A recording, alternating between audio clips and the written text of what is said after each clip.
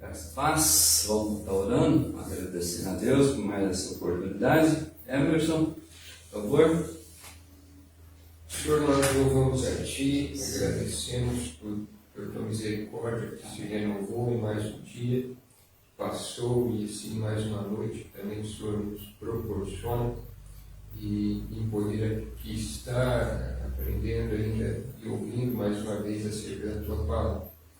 Pedimos que o Senhor esteja assim nos ensinando, Pai, e que possamos não só ouvir, mas praticar tudo aquilo que a Tua palavra assim nos diz, Pai. Também nessa hora lembramos das famílias que estão em luto, Deus, na nossa cidade.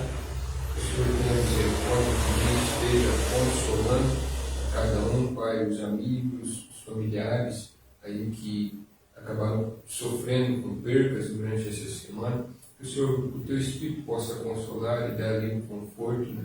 E para que possam assim continuar as suas vidas, Pai.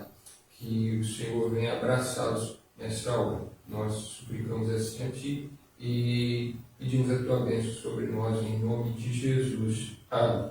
Amém. Amém. Gálatas 5:22. Nós ainda estamos aí nessa parte, né? Falando sobre o fruto do Espírito, e hoje nós vamos trabalhar dois gomos aí, duas partes desse fruto. Mas o fruto do Espírito é amor, alegria, paz, longanimidade, e hoje nós vamos trabalhar essa benignidade e bondade.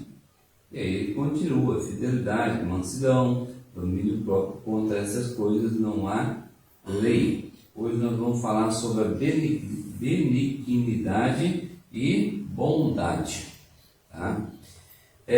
Olhando em relação a isso, moda, quando a gente fala moda, a gente de repente passa na nossa cabeça vários tipos de moda: de calçado, roupa, carro, isso, aquilo, tantas modas, né, que existe pelo mundo afora. Cada época algo entra na moda, e também, em cada época também, outros saem da moda, né? Então, a roupa de verão estão aí tudo sendo vendidas, né?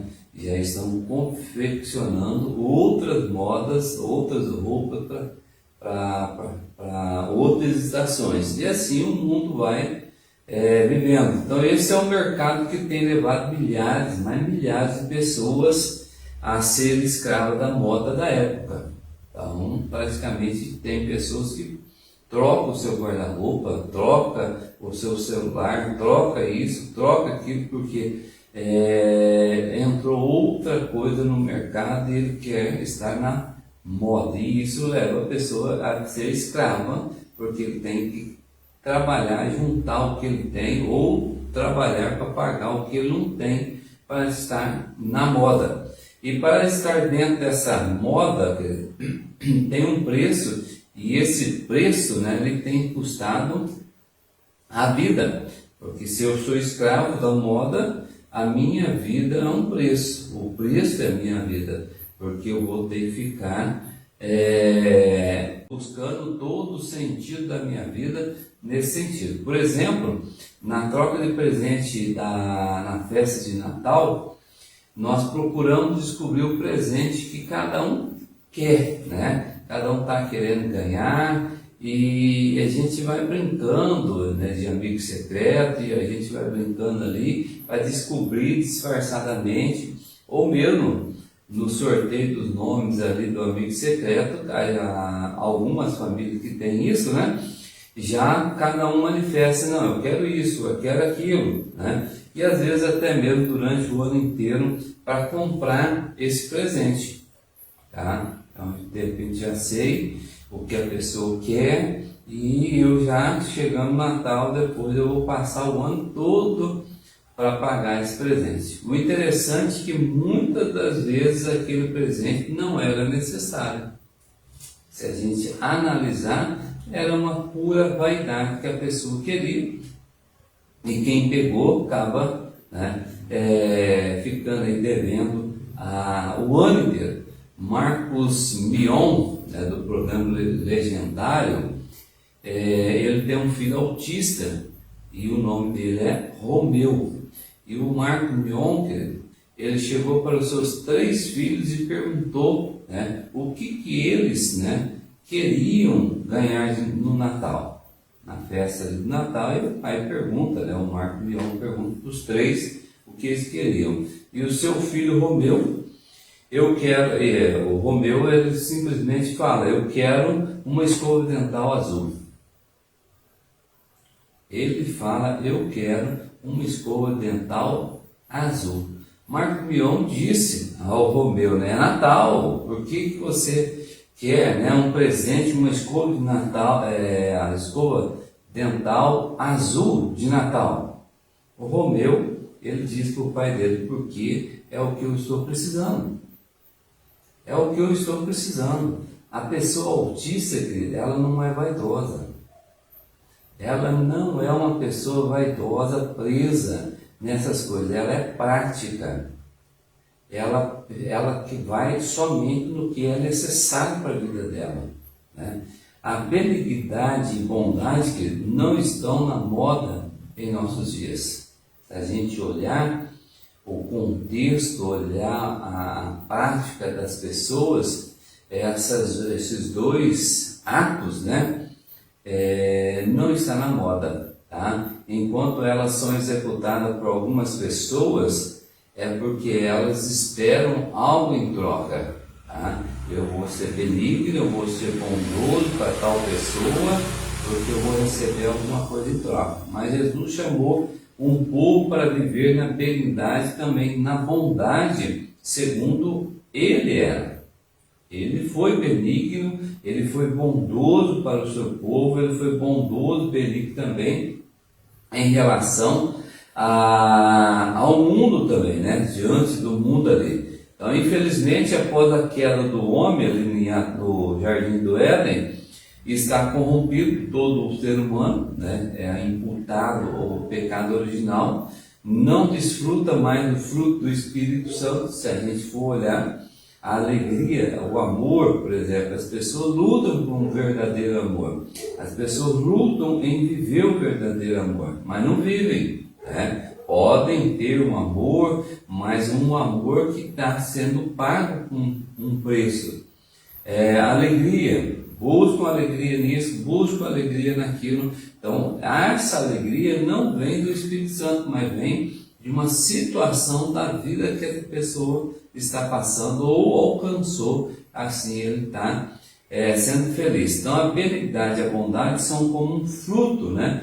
Como uma laranja, podemos dizer aí, demonstra a sua doçura pela sua cor externa. A laranja, você sabe que ela está doce quando ela está amarela. Se ela estiver verde, ela está verde, ela vai estar azeda, tá? Não está propícia para ser comida ali, né? Então a laranja é doce quando ela está madura, né? E não tem como ela estar doce ainda com a casca verde, tá? Se você olhar, você não encontra uma laranja verde, uma madura com a casca verde, ela vai estar meio amarelada. Aí ela já começa algo um pouco doce, né? Então assim não tem como uma pessoa natural ou uma pessoa sem Cristo ser bondosa, ser benigna, tá? Você não vai encontrar uma pessoa bondosa, uma pessoa benigna sem Cristo ou sem passar pelo nascimento, ou seja, sem a ação do Espírito Santo, sem esse novo nascimento de João 3,16, né? João 3, de 1 a 15, Nicodemos ali. Mas nós vamos encontrar pessoas sem fé a Deus, podemos dizer assim, agindo com bondade. Aí fica a pergunta, mas você acabou de falar que não existe pessoa natural que vive, mas podemos achar pessoas, encontrar pessoas agindo com bondade. Como fica isso então? Como que nós podemos olhar isso? Então, Deus usa a quem Ele quer e quando quer para fazer a bondade. Então, a bondade que nós vemos no mundo, tá? É Deus tendo misericórdia, ou a graça comum dele alcançando pessoas que também não creem ou têm uma vida aí espiritual bagunçada e Deus vai usando essas pessoas para ser bondosa, para prosperar, para abençoar a pessoa ao seu semelhante, né? Então não importa seja ou não seja o filho de Deus, tá? É Deus usando quem Ele quer e quando Ele quer, ou o modo que Ele vai usar a pessoa. Tá? Qual então a diferença entre a benignidade e bondade, querido? Se a gente for olhar essa diferença aqui, vai ser bem difícil de nós encontrarmos talvez uma definição assim, bem diferente, brusca, né? Praticamente ambas são iguais, tá? A definição. Então, benignidade, querido, pode ser compreendida como uma bondade, tá? Mas essa bondade interna, íntima, ou seja, um desejo sincero e verdadeiro, né, pelo bem do próximo, tá? Então, uma pessoa benigna é uma pessoa bondosa internamente, ou seja, o coração dessa pessoa é benigna. E para um coração ser benigno, um coração ser bondoso, sem interesse nenhum, ele tem que ter passado pelo novo nascimento. Ou seja, tem que estar no fruto do Espírito: amor, alegria, paz, longanimidade, benignidade, ou essa bondade interna, né? Então, um desejo aí sincero, um desejo verdadeiro pelo bem do próximo, que é contrário do dolo, né? Essa pessoa astuta, enganosa, fraudulenta, maliciosa, tá? Então existe ao contrário, a pessoa benigna, essa pessoa bondosa internamente, e aquela pessoa que tem esse ato do dolo, é enganosa, fraudulenta, maliciosa, tá? Então foi dessa falsidade que Jesus acusa os fariseus, tá? E os líderes ali judaicos, porque tinham algumas atitudes externas, né, de aparente bondade. Então Jesus olhava para os fariseus e a sociedade olhava para os fariseus e encontrava esses homens aparentemente bons, né? Se a gente olhar Mateus 23, 5, nós vamos encontrar lá: praticam, porém, todas as suas obras com o fim de serem vistos dos homens. Ou seja, Jesus está batendo nessa liderança, porque eles fazem tudo para ser vistos. E se eu estou sendo visto, e eu estou procurando isso, né? Estou sendo visto por procurar se mostrar, então Tiago vai trabalhar muito bem. Quando o fogo, né, do Senhor ele passar nas nossas obras e queimar, é palha. Nós não vamos receber galardão sobre isso, é uma recompensa, porque eu estou fazendo para me se mostrar ou adquirir alguma coisa em troca, tá? Então praticam, porém, todas as suas obras com o fim de serem vistos dos homens. O próprio Senhor fala: quando a tua mão direita dar, a esquerda não pode ver, ou vice-versa, né? Então essa é a benignidade, essa bondade interna. O sentido da bondade, o significado, é o lado prático dela, tá? Isso é manifestação, atitude de amor para com o próximo. Então a benignidade está dentro, podemos dizer assim, a bondade é o ato de você expor isso, ou seja, o ato de você praticar a bondade. O escritor Jerry Bridge define a bondade dizendo o seguinte: a bondade é benignidade também, né? Benignidade é um desejo sincero de felicidade para o outro. Bondade é atividade calculada para antecipar essa felicidade. Benignidade é a disposição interna criada pelo Espírito Santo que faz que sejamos sensíveis, às necessidades de outros, físicas, emocionais e espirituais. Bondade e benignidade em ação, tá? Então, essa é a definição desse autor. Então, ser bondoso, querido, ou benigno, é ser semelhante a Deus.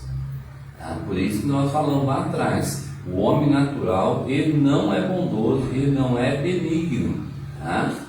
Ele não desfruta disso, porque se ele desfrutar disso com um coração puro, ele é semelhante a Deus. Se ele é semelhante a Deus, ele só pode ser filho de Deus. Tá? Então confiamos em Deus porque ele é benigno para conosco.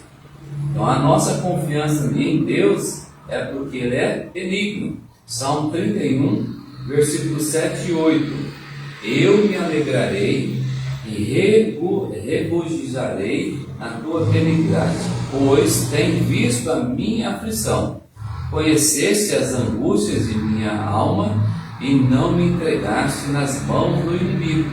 Firmaste os meus pés em lugar espaçoso. Tá? Então eu me alegro, me regozijo na tua benignidade, no seu coração bondoso. Tá? Então essa benignidade de Deus, querida, que ele, né, quer ver refletida nos seus filhos.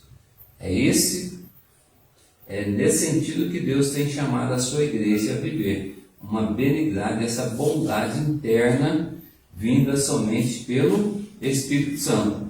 Então Deus manifestou a sua bondade antes que estivesse feito qualquer feição por ele. Bom, se a gente olhar para Lucas 6,35, nós vamos ver a sua bondade antes mesmo de qualquer afeição. Amais o vosso inimigo, fazer o bem e emprestai, sem esperar nenhuma troca ou uma paga, né? Será grande é vosso galardão e sereis filhos do Altíssimo. Aí vem essa parte agora, pois ele é benigno até para com os ingratos e maus. Tá? Então, pois ele é benigno até para com os ingratos e maus. Então, todo lugar pode se tornar um desafio para o cristão exercitar a bondade. Todo lugar, por exemplo, no trabalho, cercado por pessoas aí competitivas, né, e desonestas. Como você pode exercitar a sua bondade ali na prática? Como você pode expor a sua benignidade interna no sentido agora da bondade no trabalho, cercado com pessoas que querem, né, o teu cargo, quer subir na firma, quer isso, quer aquilo, só competição, ou mesmo pessoas desonestas, né? Como também no lar, muitas vezes se torna, né, uma arena de prova no lar. Quando você olha para o seu lar, ou olha para o lar de algumas pessoas, é uma arena de prova, uma arena ali de gladiadores, né? Então muitas pessoas são mais gentis e cordiais com os de fora do que com os de dentro de casa. Então a arena está aí. Dentro de casa o filho, a esposa, o marido é bruto, mas fora ele é amado. Filhos que gritam com os pais geralmente são dóceis e simpáticos com os amigos. Então na roda dos amigos, o filho ali, né? Tal filho vai ser muito gentil, muito dócil, mas com os pais, com os avós, onde casa ele somente grita. Então, por que acontece isso dentro dos lares? Porque essa competição, essa arena, né? Então, pessoas agem assim, não são apenas hipócritas, mas também interesseiras e egoístas, tá? Então elas não são somente uma pessoa falsa, mas também interesseira e egoísta. Elas não agem com o mesmo amor para com a família, porque supõem que, por ser amada, então um filho, vamos supor, ele sabe que ele é amado, então ele está agindo assim, porque ele está supondo que ele já é amado, né? E não precisa mais conquistar o amor de seus pais e da sua família. Então, se eu não preciso, sou amado, eu posso agir nessa brutalidade. Então, por isso os tratos, né? Aí é esse trato descuidado, um desdém com o pai, com a mãe, com os avós, com os irmãos, e vivem nessa arena, porque eu sou amado, eu sei que esse amor não vai ter fim mesmo, né? Família é família, e acaba sendo amigável fora e esquece de dentro. Mas aqueles que não estão dentro do seu círculo de intimidade, né? Essas pessoas querem conquistar o afeto. Então eles esquecem, né? Essa afetividade dentro de casa, que deve ser cultivada, mas fora de casa, esse círculo de, né? Ali essa amizade ou a pessoas estranhas, eles vão querer buscar esse círculo de intimidade para conquistar, né, esse afeto dessas pessoas. Se a gente olhar para Timóteo 1, 5, 8, 1 Timóteo, se alguém não tem cuidado dos seus, e especialmente dos da própria casa, tem negado a fé, e é pior do que os descrentes. Então, se um cristão diz ser cristão, mas não cuida dos seus e cuida dos de fora, ele tem negado a fé. Ou seja, ele pode olhar a sua vida porque alguma coisa está errada, né? Ele está caminhando aí para demonstrar para as pessoas que ele não é cristão. Como que eu posso amar o de fora e não amar os meus, né? Segunda coisa, além do fruto por dentro e por fora aí, um exemplo a ser lembrado, um exemplo aí que a gente sempre lembra na Bíblia em relação a ser benigno e bondoso, é José, né? E tem outros também, mas a gente sempre lembra dessa passagem de José, da sua benevolência diante dos seus irmãos ali, né, no Egito. Se a gente voltar Gênesis 37, capítulo 37, até o capítulo 50, 14 capítulos, aí nós vamos ver essa benevolência de José na situação ali que aconteceu a história, né? Mas nem todas as vezes conseguimos ver a coerência em José. Se a gente continuar lendo ou ler a história toda, a gente vai ver que há uma incoerência, às vezes, numas atitudes de José com seus irmãos ali, do seu encontro, né? Daquilo que sentia, do que ele sentia e do que ele também fazia. Mas somos, né, conduzidos aqui por toda a história aí com a vitória, né, de um genuíno servo de Deus. Ele serviu a Deus ali no Egito, né, com toda a sua integridade, vencendo as suas inclinações do seu coração pecaminoso e permitindo, né, que a bondade tivesse a palavra final. Então, algumas atitudes de José, ela é pecaminosa, podemos dizer, mas no final de tudo, a palavra final foi a bondade, o amor, o perdão, né?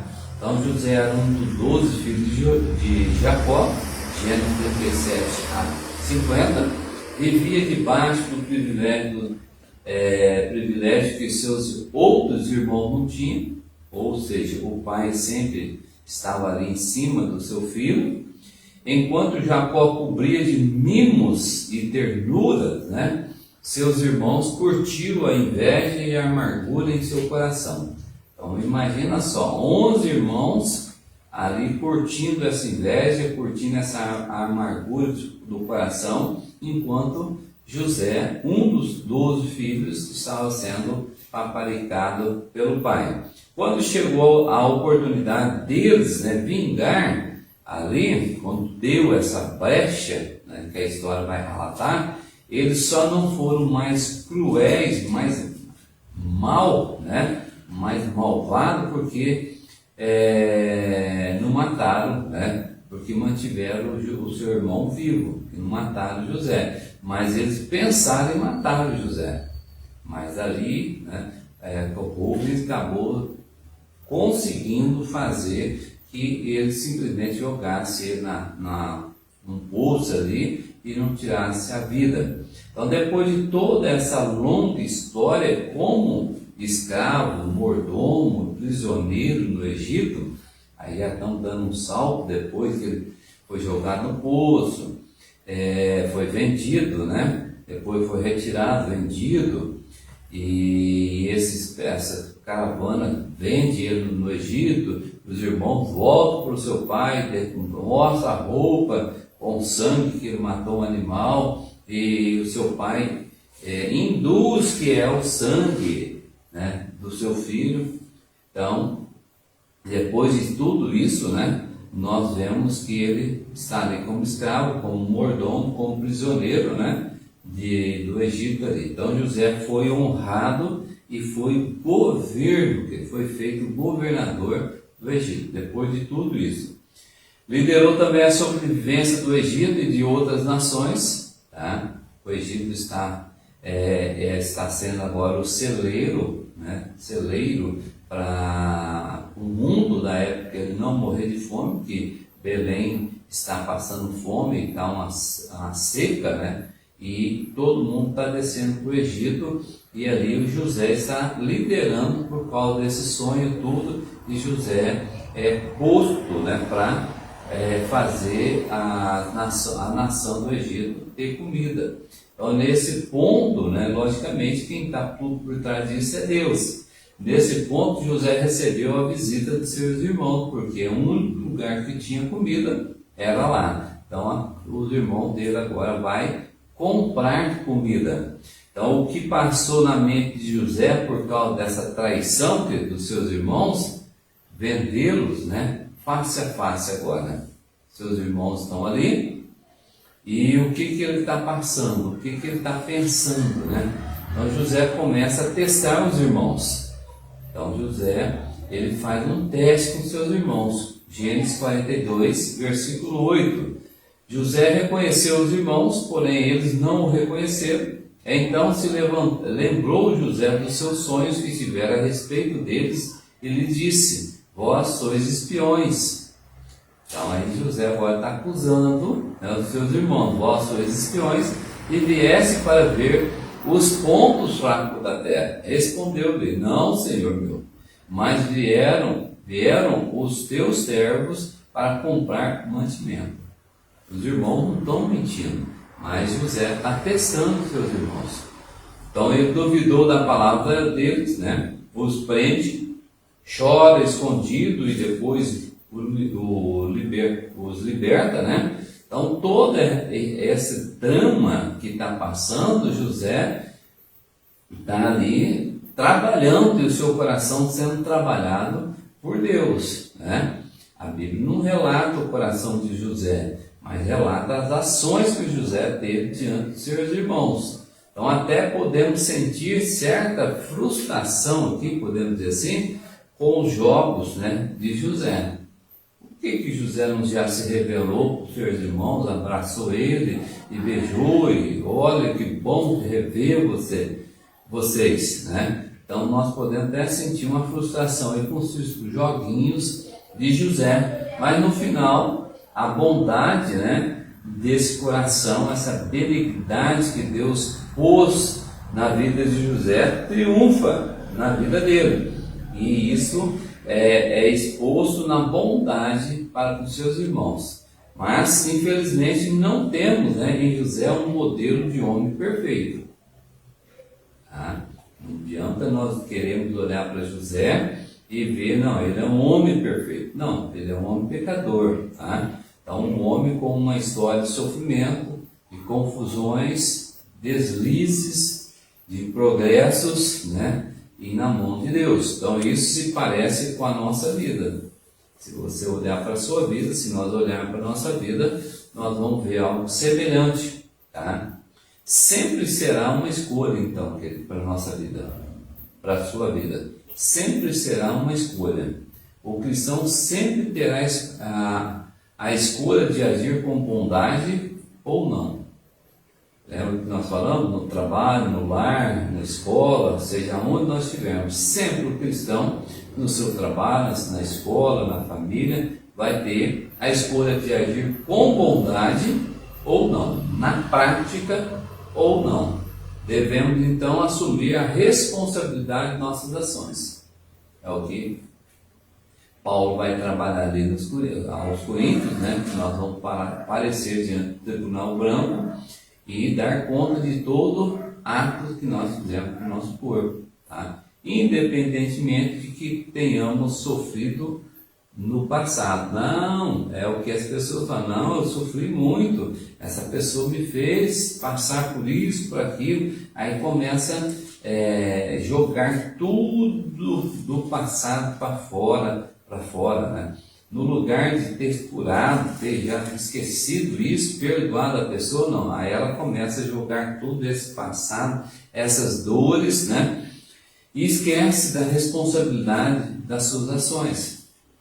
Ou seja, quantos anos atrás, quanto tempo atrás aconteceu isso? 30 anos. Ou 30 anos murmurando, borbulhando isso dentro dela, esquentando isso ali, cogitando isso tudo. Para quê? Para nada. Então José, querido, fez a escolha certa, tá? José toma uma atitude e ele acaba fazendo a escolha certa, perdoando, restaurando essa união com os irmãos. Ainda que tenha vivido muito tempo em sofrimento, né, ele se libertou do seu trauma quando decidiu agir com a bondade. Tá? Então, se a gente olhar, ele foi rejeitado pelos irmãos, ele foi jogado num poço, foi vendido, foi levado para lá como escravo, mas a ação de José, diante dos seus irmãos agora, né, em pouco tempo, em relação a todo esse período de anos que José está no Egito, José em poucas horas ali, em poucos dias, né, ele toma a atitude correta. Gênesis 45:5, agora pois não vos entristeçais, nem vos irriteis contra vós mesmo, porque me haverdes, né, vendido para aqui, porque para a conservação da vida Deus me enviou adiante de vós. Então agora José está mostrando a consequência disso tudo, por que ele teve que passar por isso. Deus me enviou adiante de vós, ou seja, Deus já tinha, né, preparado todo a vida, né, a salvação da vida ali na fome, usaria José. Então não fique triste, porque é a ação de Deus. Se a gente também olhar Gênesis capítulo 50, versículo 19, respondeu José: não temais, acaso eu estou em lugar de Deus? Vós, na verdade, intentaste o mal contra mim, porém, Deus o tornou em bem, para fazer como vedes agora, que se conserve muita gente em vida. Não temais, pois eu vos sustentarei a vós outros e a vossos filhos. Assim os consolou e lhe falou aos corações. Então respondeu José: não temais, acaso estou em lugar de Deus? Aqui o pai, né, de José, o pai deles, falece, né? E os irmãos têm essa preocupação do versículo 18 para trás aí. Agora, se o nosso pai morreu, José vai nos vingar. E José responde isso: não temais, acaso estou no lugar de Deus? Não, se eu não estou no lugar de Deus, então eu já perdoei, não há o que eu vingar vocês, tá? Então agora o coração dos irmãos estava em dúvida ali, né, após a morte do pai. Então agora quem estava vivendo em pressão eram os irmãos, né? Será que eles vão fazer isso? José vai nos matar? Ele vai fazer? Aí ele fala essas palavras, né? Interessante também que José é um exemplo de servo de Deus, mas pecador, mas que aprendeu a ser espelho da bondade de Deus. Essa é a nossa lição. José é um exemplo de um servo de Deus, pecador, mas que aprendeu a ser espelho da bondade de Deus, ou aquele reflexo que Deus tem. Deus é bom. Se Deus é bom, nós, como cristãos, a igreja deve ser também boa. Concluindo, a benignidade, essa bondade interna, é o desejo de bem para o próximo. É o nosso desejo, tá? É guardar boas intenções e sinceridade para que o meu próximo seja bem sucedido. Bondade é agir de modo planejado, tá? Então, eu estou planejando ser bom, ajudar o meu próximo, e eu vou ser bondoso, porque a benignidade, essa bondade interna, o Espírito Santo já está trabalhou no meu coração lá na conversão, e tem trabalhado, e eu vou pôr em prática agora essa bondade, e agindo na vida do meu semelhante. Qual que é o segundo grande mandamento? Ama o teu próximo com a ti mesmo. Como? Não roubando, não matando, não adulterando, não fazendo falso testemunho, não cobiçando. Isso é benignidade.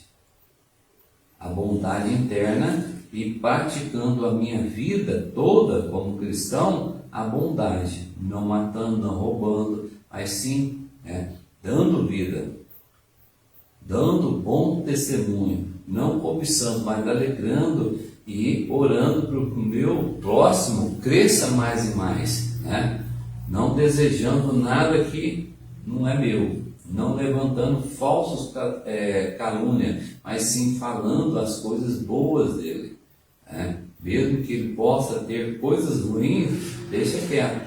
Então são atitudes de amor e fruto do Espírito, se agimos com benignidade e bondade. São atitudes do amor e fruto do Espírito Santo. Tá bom? Deus nos abençoe. Esse é o nosso estudo dessa noite. Então, vamos orar? Santo Deus, nós louvamos, damos graça nessa noite, damos graça porque o Senhor tem sido um Deus bondoso. O Senhor tem, ó Pai, derramado a sua graça, a sua misericórdia. E assim o Senhor chamou a sua igreja, ó Pai, para vivermos nessa bondade, como também vivermos, ó Pai, na parte da benignidade. Essa é a bondade interna que o Senhor tem, ó Pai, trabalhado, o Senhor, um novo nascimento, o Senhor nos deu essa capacidade. E assim ajude, ó Pai, a tua igreja a ser bondosa, usar, Pai, essa bondade para o seu semelhante, e assim refletindo o teu nome, refletindo, ó Pai, a ação, o milagre que o Senhor fez na vida da tua igreja. Útil, Pai. E quando nós afastamos, ó Pai, quando nós não usamos da benignidade, da bondade, tem misericórdia da nossa vida, Pai. Nos perdoe pelas nossas fraquezas, quando nós agimos ao contrário, com astúcias, com a malícia. Tenha misericórdia, Pai, dos teus filhos. Não permita, Pai, mas sim, permita que teus filhos testemunhem, Pai, da tua graça, da tua misericórdia, para que esse mundo seja impactado pelo amor, pela bondade que o Senhor tem derramado dia após dia sobre cada um, Pai. É o que nós oramos, em nome de Jesus. Amém. Paz, Deus nos abençoe.